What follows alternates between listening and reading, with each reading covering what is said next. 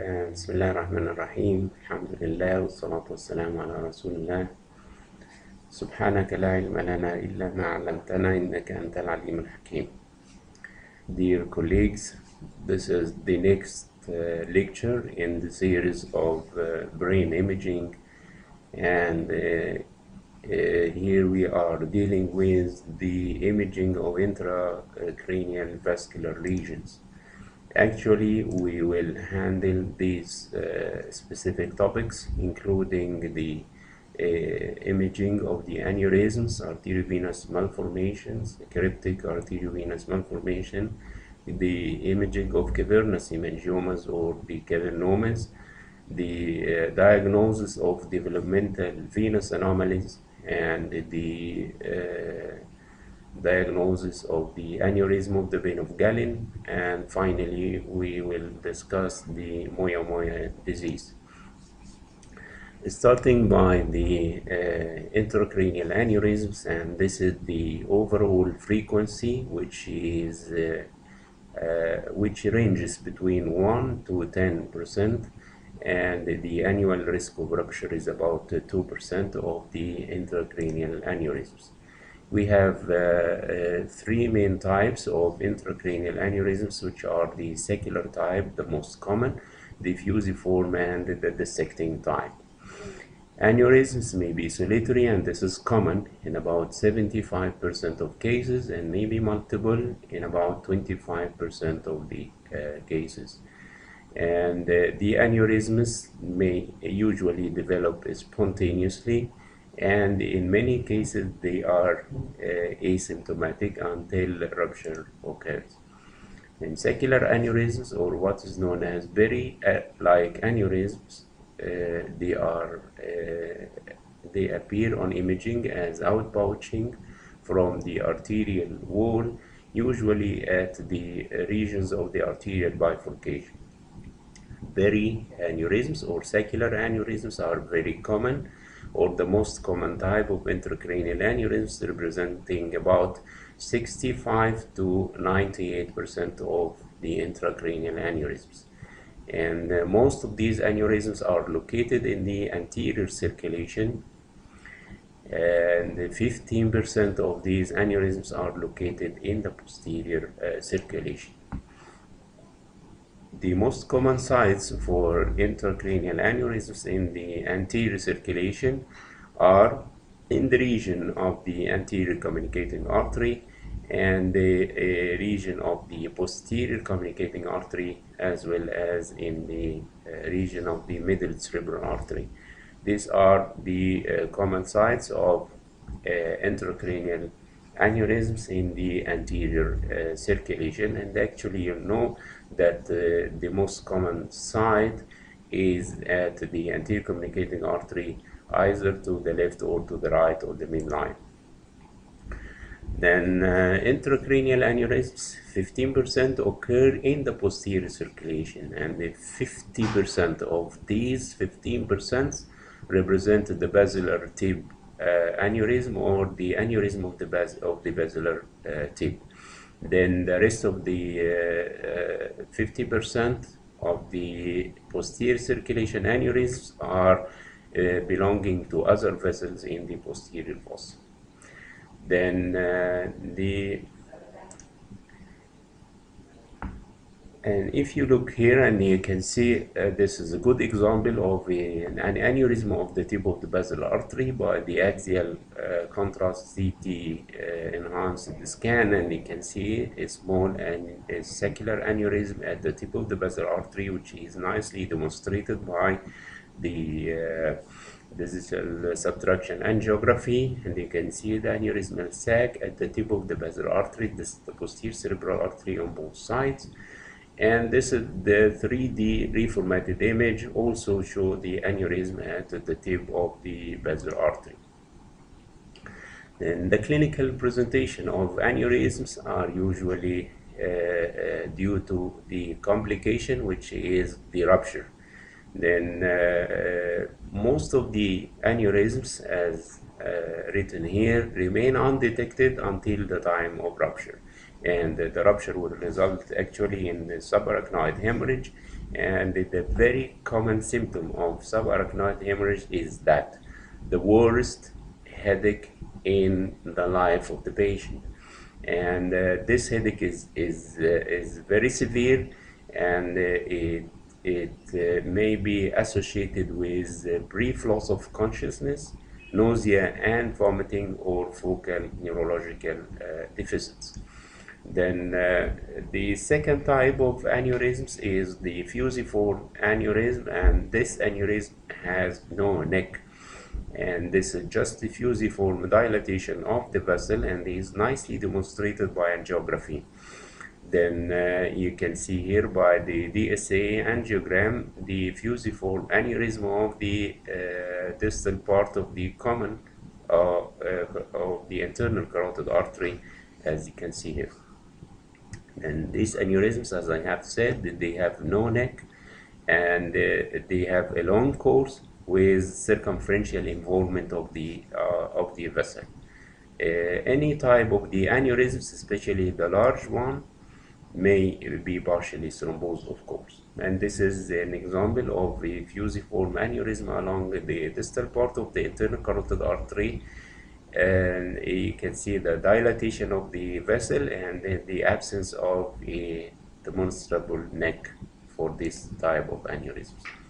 And dissecting aneurysms are relatively uncommon, and actually dissection occurs in the extracranial carotid and the vertebral arteries more common than dissection in the intracranial vessels. And if dissection occurs in the neck vessels, it will result in ischemic strokes, especially in young adults, while dissection intracranially will result in subarachnoid hemorrhage instead of a stroke. And this is the incidence of dissecting aneurysm at the autopsy cases, which is about 4.5%. Then infectious aneurysms or mycotic aneurysms are commonly related to septic emboli, especially in cases of endocarditis.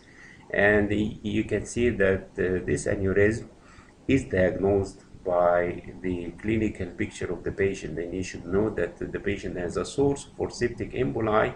Then you can assume that the aneurysm is of the mycotic type.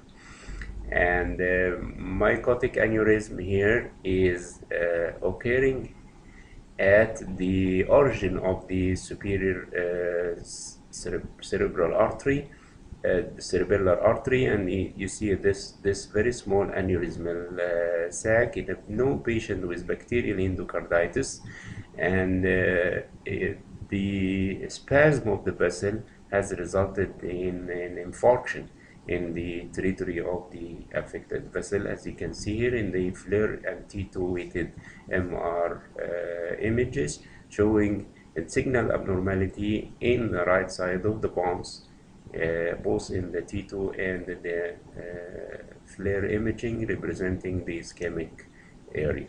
And this is the 3D reconstructed image, and you can see the aneurysm at the superior cerebellar artery.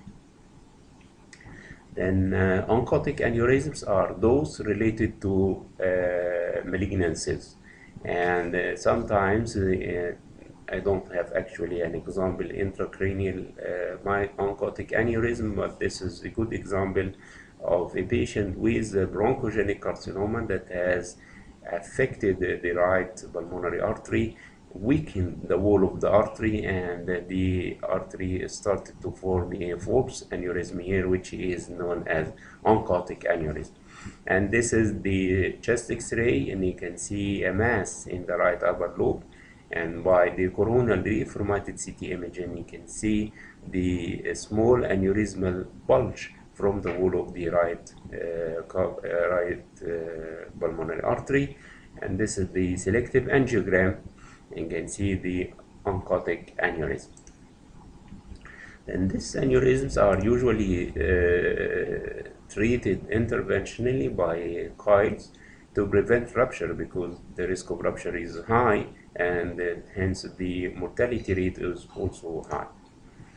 Then aneurysms may be associated with arteriovenous malformations. Both can occur in the same area in the same patient in about 25%. And approximately 50% of these aneurysms are located on the feeding artery, while 25% are located within the nidus of the arteriovenous malformation, as we will discuss with this abnormality just later on. Then in this CT scan, and you can see this is an aneurysm in the region of the anterior communicating artery, and you can see the aneurysm by the selective angiogram, and also you can see the arteriovenous malformation. This arteriovenous malformation is mainly supplied by the anterior cerebral artery. It may have branches from the middle cerebral artery also, and you can see the area of vascular malformation, and you can see also the calcium inside the lesion. Then the appearance of aneurysm on the non-contrast CT scan, sometimes if the aneurysm is small, you cannot see it, and the scan will be interpreted as normal. But if the aneurysm is a little bit sizable, then you can see faint hyperdensity at the site of the aneurysm, like here, and you see a small aneurysm at the tip of the basal artery, which is relatively hyperdense in this non-contrast study. If the aneurysm is more sizable, then you can detect the calcium in the wall. If the aneurysm has ruptured, then you can see the subarachnoid hemorrhage as a complication of rupture of the aneurysm. And this is the CT angiogram demonstrating the basilar tip aneurysm, which is homogeneously enhanced, denoting that the aneurysm is not partially thrombosed. And this is reformatted images along the course of the internal carotid artery on the right side, showing a supraclinoid aneurysm, saccular aneurysm. And this is the coronal, and this is sagittal oblique reconstruction, nicely demonstrating the artery and also the aneurysmal sac, which does not contain any thrombus. Then giant aneurysm is, by definition, is the aneurysm which is more than 2.5 centimeter in diameter. The incidence is about 25% of all types of aneurysms. And these giant aneurysms are usually located supratentorially. Then whenever you see an aneurysm which is larger than 2 centimeter, 2.5 centimeter in diameter, then you consider it a giant aneurysm. And of course, these giant aneurysms are more liable to rupture than the smaller ones. And whenever the aneurysm is giant, it is liable for internal thrombosis. And here, this is a giant aneurysm in the suprasellar area. This is the patent lumen, which is homogeneously enhanced, and this is the thrombosed lumen, which shows the mural thrombus inside the aneurysm. Then this is the case of a leaking giant aneurysm in the middle cerebral artery territory. And here you can see in the pre-contrast scan some calcium in the wall of the aneurysm, and also hyperdensities representing recent blood in the area of the aneurysm, and outside the aneurysm you can see some hypodensity, which represents the brain edema. After contrast injection, and you can notice the enhancement of the patent lumen, and this is the thrombosed lumen, and the perianeurysmal leakage or hemorrhage, and also you see an area of perifocal brain edema. Then this is the CT angiogram of the same case, showing the aneurysm and the perianeurysmal leakage, which is pointed to by arrows. Aneurysms by MRI, especially if they are patent, have a classic appearance, and this appearance is due to the turbulence of flow inside the aneurysm itself. Then you'll see a well-defined lesion, which is usually signal void along the course of one of the vessels, showing characteristic whirly appearance, which is due to turbulence of flow inside the aneurysm. And this is classic appearance of the aneurysm, especially seen in the T2 weighted image. And you can see these artifacts, which are due to the turbulence of flow inside the aneurysm, and this is a pointing point for the diagnosis of the lesion as an aneurysm.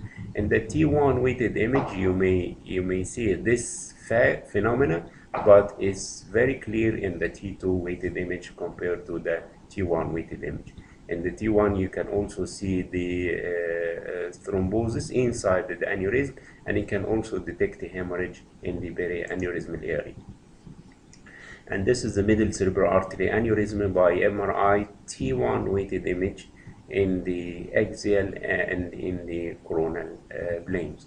And here you can see the aneurysm, and you can see some hyper intensity within the wall of the aneurysm, denoting thrombosis, and the different ages of the thrombus, ranging from acute blood to subacute blood, will show different signal intensities. And this is the case of bilateral internal carotid artery aneurysm in the region of the cavernous sinus, and the aneurysm is more sizable on the right side, showing the characteristic whorly appearance on both sides, diagnostic of an aneurysm. And this is also a giant aneurysm in the internal carotid artery on the left side. And this is the digital subtraction angiogram, and this is the MRI T2 weighted image showing the aneurysm and the turbulence of flow inside the aneurysm. Then we came to the arteriovenous malformation, and the arteriovenous malformation is relatively more common than the aneurysms, and about 80% of these vascular malformations occur before the end of the fourth decade, and 20% usually seen in young adults below the age of 20 years. 90% of arteriovenous malformations occur supratentorially, and 10% occur infratentorially. The most common clinical presentations of vascular malformations are hemorrhage in about 60%, epilepsy or convulsions in about 34%, headache in 34%, and focal neurological deficits corresponding to the site of the vascular malformation in about 20%. In the appearance of the arteriovenous malformation in the non-contrast CT scan, the non-contrast scan may appear normal if the vascular malformation is small, but it may show hyperdense serpiginous structures representing the vessels contributing to the vascular malformation. Calcium in the wall of the vessels may be seen in about 20% of cases, and of course hemorrhage can be seen in the region of the vascular malformation. And this is an example of an arteriovenous malformation in the left parietal area, which can be hardly seen in the pre-contrast scan. After injection of contrast, and you can see multiple dilated tortuous vessels contributing to the vascular malformation, and note that there is no mass effect and there is no perifocal brain edema in this case. Sometimes a vascular malformation will present by an intracerebral hemorrhage, and this hemorrhage is usually seen in younger patients and in abnormal or the unusual location of the hypertensive hemorrhage. You know that hypertensive bleeding occurs usually in the temporoparietal area, and in patients who are hypertensive and diabetics maybe. But this bleeding, which is on top of arteriovenous malformation or other vascular malformation, will occur in unusual site and usually in a younger age. If you look here, and you can see only hemorrhage in the posterior parietal area, and this patient with sudden headache and vomiting. Then this is the angiogram, which has detected an underlying vascular malformation. And actually, this is a female, a child, 14 years old, presented by sudden headache and weakness of the right lower limb. The CT scan showed a hematoma in unusual location, and this is the high parietal area. And because of this young age of the patient, you may suspect an underlying pathology, and MRI is one of the helpful diagnostic tools to discover the underlying pathology, and also the the selective angiogram may help. And here you can see in this area, this is the hematoma, and you can see the small vascular malformation, which is consisted of multiple slightly dilated signal void vessels along the anterior aspect of this hemorrhage. Then the arteriovenous malformation, by contrast enhanced scan, will appear as serpentinously enhancing structures, and calcium, of course, may be seen in the vicinity of the vascular malformation. If this vascular malformation is small and uncomplicated, you cannot see any perifocal brain edema, and you cannot also appreciate any mass effect.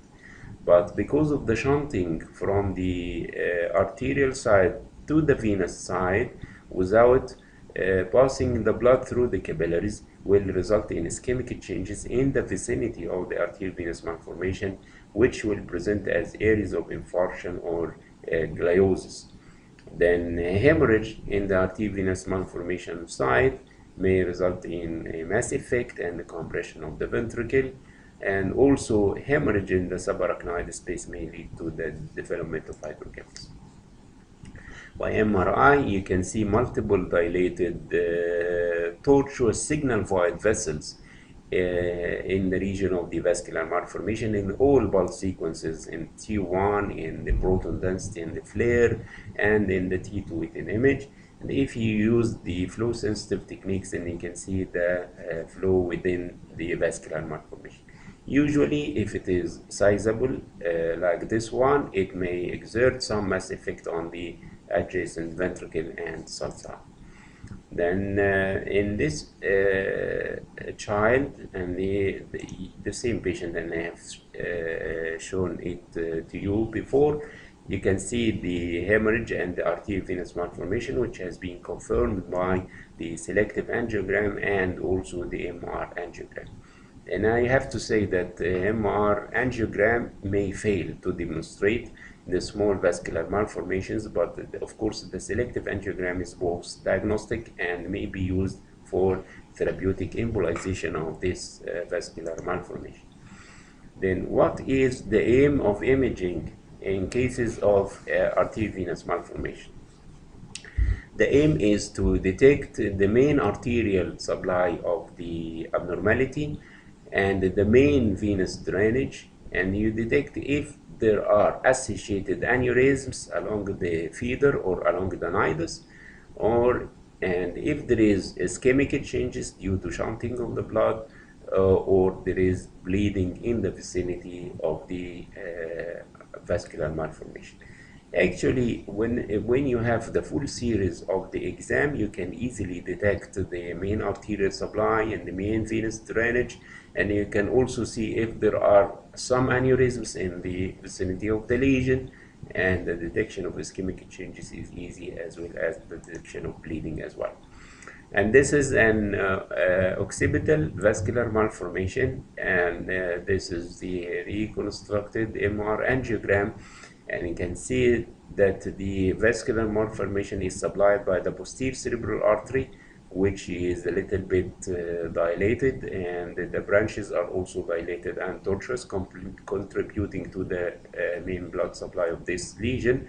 And also you note that the posterior communicating artery is dilated compared to the left side, denoting its share in this blood supply. And if you have the rest of the images, and you can see the drainage to the transverse sinus, for example, and you can provide all the needed informations. You remember that aneurysms and arteriovenous malformation can occur in the same patient in the same area, and the incidence is about 25% of the cases. And I have shown this patient before. You can see the aneurysm in the region of the anterior communicating artery by DSA and the CT enhanced, contrast enhanced CT scan, and you can also the arteriovenous malformation, which is located higher up in the parietal area. And you can also appreciate the presence of calcium inside the lesion.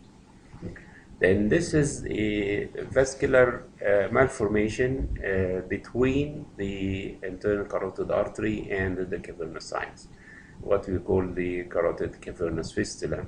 And this fistula will result in abnormal communication between the artery and the cavernous sinus, resulting in increased pressure in the inside the cavernous sinus, with engorgement of the veins draining into the sinus, especially the superior ophthalmic vein, which will be markedly dilated, and the patient will have proptosis. Most of the carotid cavernous fistulae are secondary to trauma, but sometimes there is no history of trauma, and the cause may be due to arteriosclerosis or congenital defect in the media of the internal carotid artery, or there is a carotid artery aneurysm that has been ruptured inside the cavernous sinus. Then what are the diagnostic landmarks for carotid cavernous fistula? First of all, you see that the cavernous sinus is enlarged and is homogeneously enhanced. Then if you look inside the orbit, you can see that there is some proptosis of the globe.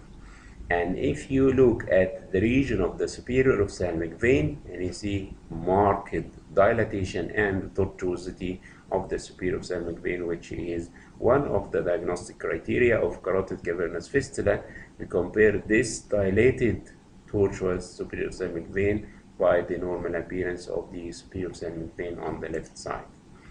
And this is the way how to occlude the carotid cavernous fistula by the interventional techniques, and by fixing a balloon or so at the site of the defect in the wall of the artery to prevent the communication between the artery and the sinus. And this is a selective angiogram showing the region of the carotid cavernous fistula and the markedly dilated superior ophthalmic vein. Then a small partially thrombosed arteriovenous malformation is known as the cryptic AVM. And the cryptic AVM, by definition, is a small vascular malformation that has bled once and then became thrombosed. Then you will see two or one vessel which is thrombosed, and in the MR images, thrombosed vessel will show bright signal in all pulse sequences because of the presence of subacute blood. And this is an example. And you see in the frontal lobe on the right side, high signal in the T1, high signal in the proton density, and high signal in the T2 weighted image. And this is surrounded by a low signal rim of hemosiderin, maybe some edema, maybe not. But usually there is no mass effect and there is no flow detected in the angiogram. And this is an example of a very small cryptic arteriovenous malformation in the frontoparietal area on the left side by CT scan, and you see the surrounding area of edema or maybe gliosis. Then we came to the cavernoma or the cavernous angioma or the cavernous hemangioma. The cavernous hemangioma represents about 15% of all the vascular malformations, and the 80% of the hemangiomas occur in the supratentorial area, and 20% occur in the posterior fossa. Multiple lesions occur usually in 20 to 30% of cases, but in familial patients, and this lesion is familial, multiple lesions may be seen in up to 90% of the cases, as I will show to you. And cavernomas or cavernous hemangiomas is an abnormal lesion at the capillary level. Then 10% of the lesions will remain stable over time, 35% will increase, and 55% may decrease on the follow-up scans. And you should know that the usual size of this cavernoma is between 1.5 centimeter up to 2 centimeter. However, some of the cavernomas may be larger than this. Okay, then the cavernoma will appear on the CT scan as a focal hyperdense lesion in the pre-contrast scan. And this is the pre-contrast and this is the post-contrast. And you see focal hyperdense lesion, and it will show hyperdensities inside, usually due to calcium. And if you inject the contrast, it will show minimal enhancement. And it is not usually surrounded by edema. And if it is in the usual range of size, it does not exert any mass effect. On MRI, this cavernoma shows typical appearance. It is an area of mixed signal intensity, high signal and spots of low signal. The spots of low signal may represent calcium, and the high signal may represent the clotted blood. And a very characteristic hypo-intense rim of hemosiderin is usually surrounding this lesion. And like the CT, mild enhancement occur after contrast injection. And very importantly, if you do an angiogram, you will not show the lesion because there is no actual flow inside this lesion. Then this is the typical appearance of cavernoma. There is a small lesion which is usually of high signal in the T1 and the T2 with spots of low signal, maybe due to calcium or hemosiderin, but very importantly, the surrounding rim of low signal hemosiderin, which is seen in all blood sequences. Most of these lesions are not surrounded by edema, and if it is sizable, it may cause some mass effect. And this is the cavernoma by CT scan. And you see, this is the pre-contrast study and this is the post-contrast study. And you can see the difference is little, and there is no edema, there is no mass effect. And cavernomas may occur in multiplicity, 90% of cases in familial patients and 25% of cases in the sporadic cases. And MRI is more better than CT in detection of small cavernomas. And here you can see this is a sizable cavernoma in the left frontal lobe, and this is the smaller one in the right temporal lobe, and you can see two very minute lesions nearby. These are multiple cavernomas. Then what are the clinical the clinical symptoms of these cavernomas? The most common symptom by far is seizures, and this is seen in about 55% of the patients. Other symptoms include focal neurological deficit in 30% of the cases. The cavernoma may bleed in 15% of the cases, and chronic headache is seen in about 30% of the cases. This is the cavernoma showing the classic appearance in the T1, high signal surrounded by low signal rim, and also in the T2 with the image with minimal amount of perifocal brain edema. Then you know that cavernoma may occur in the posterior fossa and in the cerebellum or in the brainstem, and it's stated in the literature that brainstem cavernomas never cause seizures. It may cause other symptoms like diplopia, ataxia, or sensory disturbances, but brainstem cavernomas usually do not cause seizures like other cavernomas occur anywhere in the brain. Then what are the exceptions of cavernomas? And the cavernomas may be multiple, it's well known. Cavernomas may be large than 2 centimeters in diameter.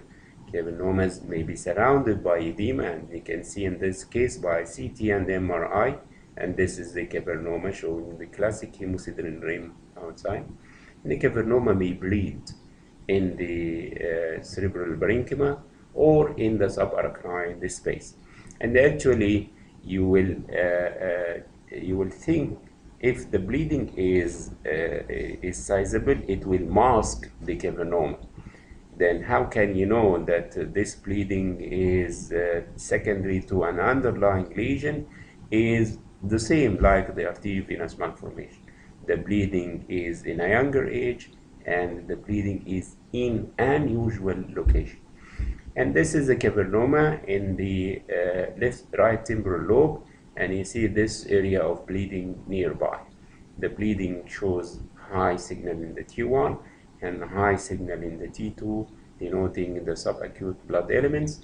And this is the cavernoma surrounded by the classic low signal rim of hemocyte.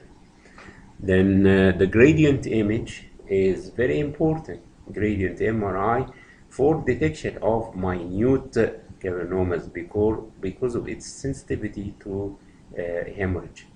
Then you can see this is the CT scan, and this is MRI T2, and this is the gradient image. In the CT scan you can only see this abnormality.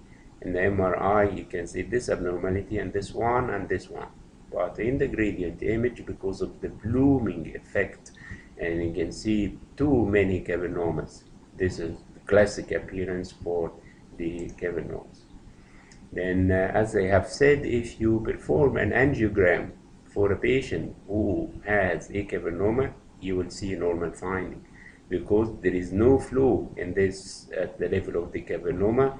And this is a cavernoma in the thalamus, showing the classic configuration with the surrounding hypointense rim of hemosiderin.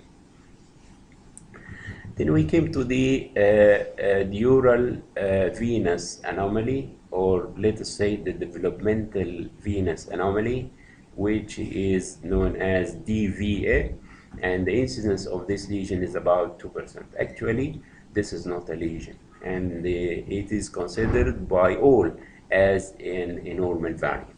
And you see this is a tuft of small vessels drained by a enlarged medullary vein. And on the CT or MRI you can see the draining vein and the tuft of the small vein. And this is considered, as I have said, is a normal variant. It's a clinically silent lesion. It does not produce any symptoms. And you see here, this is a good example, T2 weighted image and T1 post contrast, showing the vein and the tuft of the veins drained by this medullary vein. It's very important to note that the developmental venous anomaly is a functional venous channel draining normal brain parenchyma. Then if you try to remove this lesion or to embolize this lesion, you will get an infarction in the brain.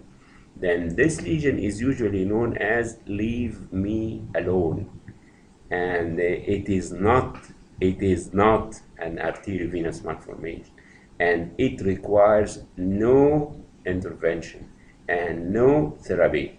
As you see here, this is a small vein with a tuft of veins exerting no mass effect, doing nothing. There are no surrounding perifocal brain edema, and you should not misinterpret this as an arteriovenous malformation. Then the detection of the developmental venous anomaly, especially if it is small, is usually difficult by CT, but it's easy by MRI, especially if you have the contrast enhanced MR scans. And sometimes the cavernoma may be associated with dural venous anomaly. And because of the intimate relation of the DVA to the region of the cavernoma, it is usually difficult to remove the cavernoma totally. And you know that the treatment of cavernoma is to be removed, because this is a source of epileptic fits. But the developmental venous anomaly should not be touched, because the intimate relation of the DVA to the cavernoma, sometimes the surgeons are not able to remove totally the cavernoma in order to save the developmental venous anomaly. Then we came to the vein of Galen malformation, and this represents about 1% of all cerebral vascular malformations and 30% of all pediatric vascular malformations. The vein of Galen malformation is actually a misnomer, and this abnormality is relatively rare. It occurs before the actual development of the vein of Galen. It appears in the 6th to 11th week of the gestation, after the development of the circle of Willis and before the development of the true vein of Galen. Then this is not a malformation and is not an aneurysm, but it is a fistula. This is an arteriovenous fistula between the primitive choroidal vessels and a vein which is the precursor of the vein of Galen, which is known as the median prosencephalic vein. This median prosencephalic vein will normally regress and the vein of Galen will develop later on. But whenever this fistula develops, it will result in abnormal communication between the choroidal vessels and this abnormal vein, which is known as the median prosencephalic vein.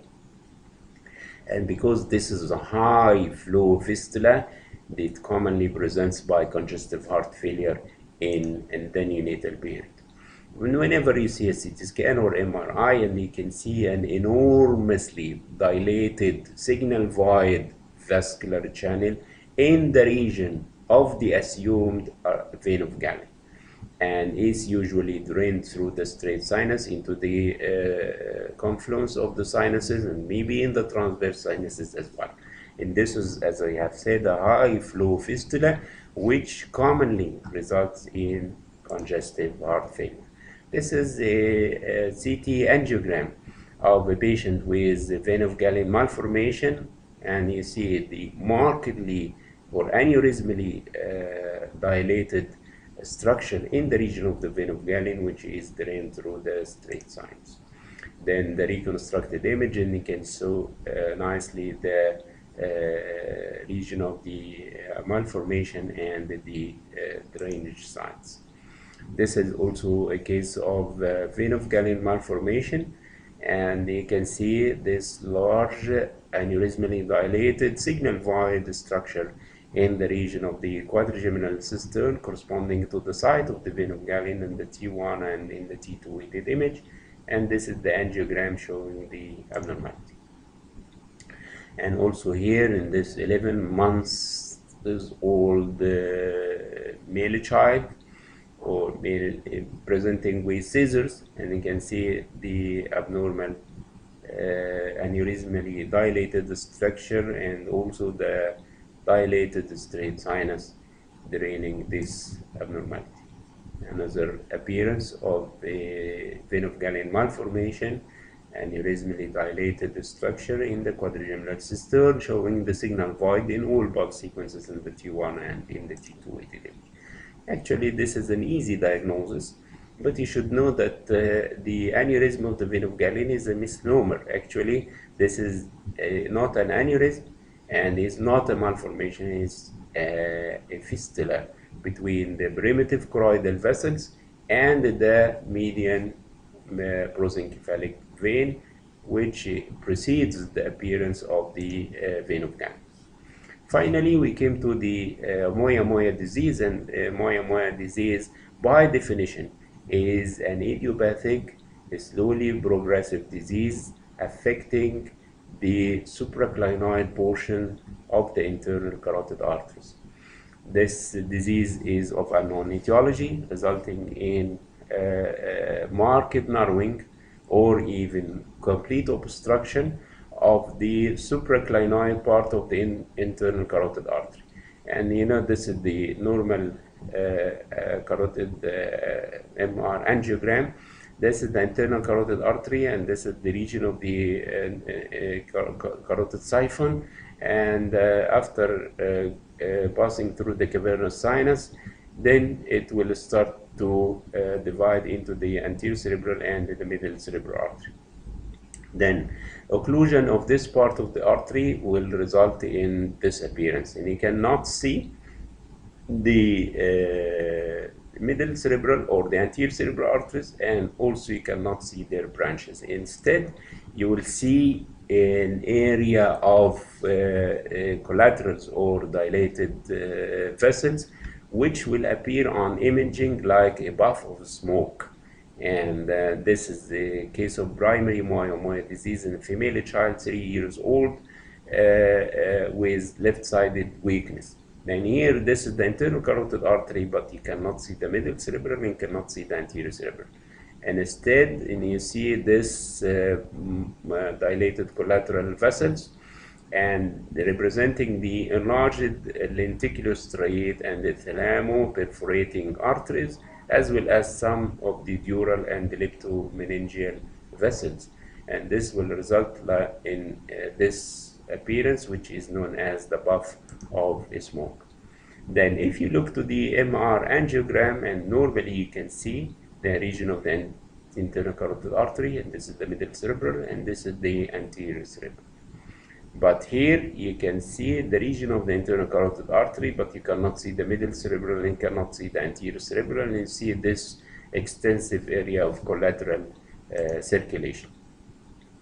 Also, this is a typical appearance of the myomoya disease by conventional MRI. Then you see here in the T2 weighted image, normally you will see the internal carotid, the middle cerebral, and the anterior cerebral. In cases of myomoya disease, you cannot see the major vessels, and instead you see these very small dilated perforators or collaterals, but the major vessels are not usually seen. And by MR angiogram, you see only the internal carotid artery, you cannot see the middle cerebral branches or the anterior cerebral branches. And also, the disease may affect the posterior cerebral arteries as well. Then in the children, myomoya disease will present by ischemic strokes like cortical infarctions and so on. While in adults, myomoya disease will result in affection of the white matter in the form of infarctions and maybe hemorrhages as well. And this is an example of myomoya disease by carotid angiogram, and you can see the puff of smoke. You cannot see the anterior cerebral, you cannot see the middle cerebral. The MRI images show multiple cortical infarctions. Myomoya disease may be primary or secondary, and then the secondary causes are usually the neurofibromatosis type 1, sickle cell disease, and radiation vasculopathy. All these diseases may result in progressive occlusion of the supraclinoid part of the internal carotid arteries and give the same picture of myomoya disease as the primary one. And I thank you very much.